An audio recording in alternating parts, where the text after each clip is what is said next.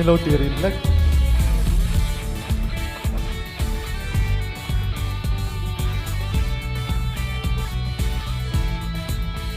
O kathir til siam tinere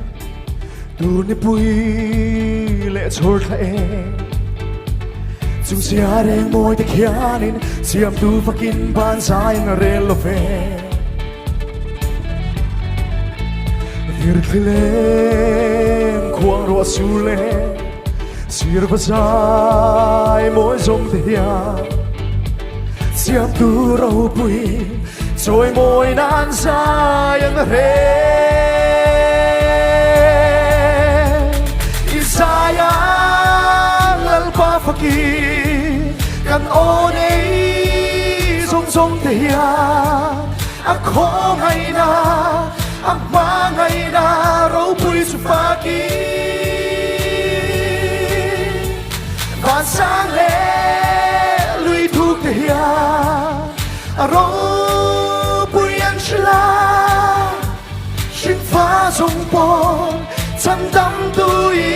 phật ca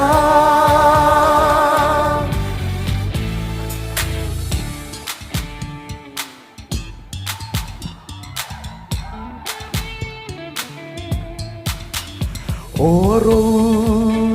bùi na sông lê à thil ti thế na ti suy dỗ xem rùa la đi xí lâu Sinh đi phiên na lệ thiam na dông te ya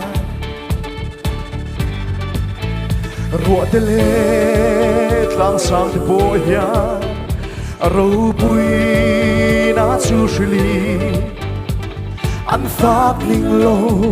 Lal pa ăn xôi mô ye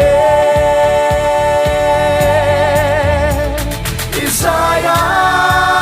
lal pa fakir Kan one song song te ya ako ngay na akma ngay na ro pui su faki van sang le lui thu te ya ro pui yang shla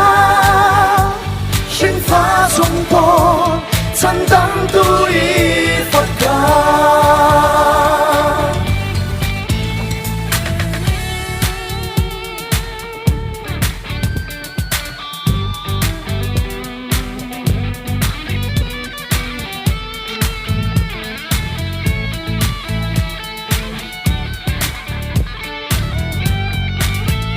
Lal na trôi môi na sang bên